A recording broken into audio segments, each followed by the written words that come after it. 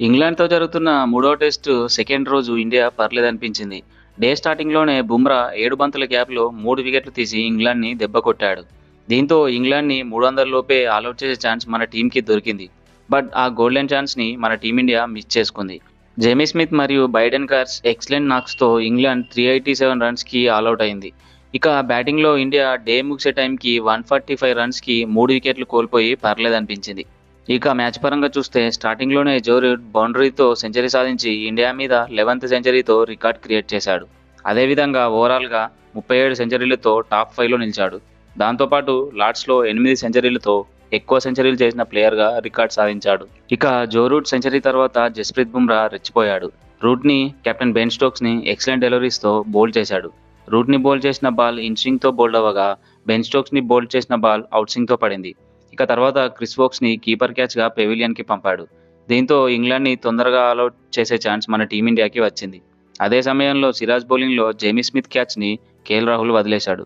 ఈ drop క్యాచ్‌తో Smith మరియు Brydon cars 84 runs పార్ట్నర్‌షిప్‌ని ఇంగ్లాండ్‌కి అందించారు. దీంతో ఇంగ్లాండ్ భారీ స్కోర్ సాధించింది. జేమీ స్మిత్ మరోసారి హాఫ్ సెంచరీతో విజృంభించాడు. లంచ్ బ్రేక్ తర్వాత జేమీ స్మిత్‌ని సిరాజ్ అవుట్ చేశాడు. ఇక నెక్స్ట్ బుమ్రా జోఫ్రా ఆర్చర్‌ని బౌల్డ్ చేశాడు. అయితే చివర్లో బైడెన్ కార్స్ అగ్రెసివ్‌గా ఆడి హాఫ్ సెంచరీ సాధించాడు.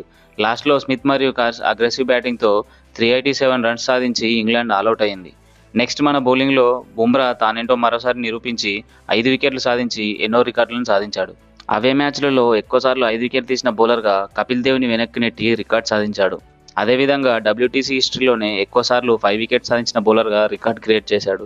అలాగే రూట్‌ని 11 టైమ్స్ అవుట్ చేసి ఆస్ట్రేలియా కెప్టెన్ ప్యాట్ కమిన్స్‌తో ఈక్వల్ అయ్యాడు. ఈ విధంగా బుమ్రా బాల్‌తో టీమిండియాకి చేయాల్సిందంతా చేశాడు.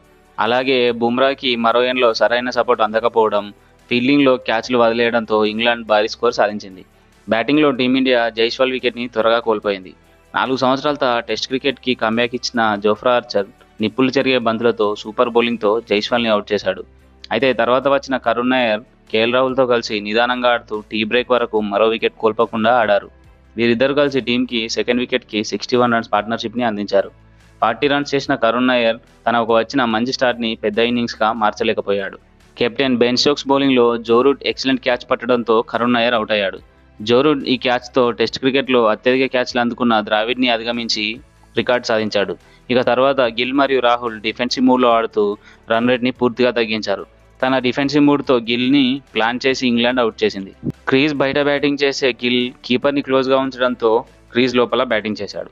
ఈ విధంగా పర్ఫెక్ట్ ప్లాన్‌తో గిల్‌ని ఇంగ్లాండ్ అవుట్ చేసింది. జేమీ స్మిత్ ఎక్సలెంట్ క్యాచ్‌తో గిల్ అవుట్ అయ్యాడు. గిల్ అవుట్ అయ్యాక గాయంతో ఉన్న పంత్ బ్యాటింగ్‌కి దిగి సూపర్‌గా ఆడుతూ వికెట్ కోల్పోకుండా డే 2ను ఎండ్ చేశారు. రాహుల్ క్రీజ్‌లో పాతుకుపోయి హాఫ్ సెంచరీ సాధించాడు. రాహుల్ మరియు పంత్ డే 3లో చాలా కీలకమవుతున్నారు. వీరిద్దరూ పెద్ద పార్ట్నర్‌షిప్‌ని అందిస్తే మ్యాచ్ మన టీమిండియా వైపు వస్తుంది. పిచ్ కూడా రోజు రోజుకి మారుతుంది.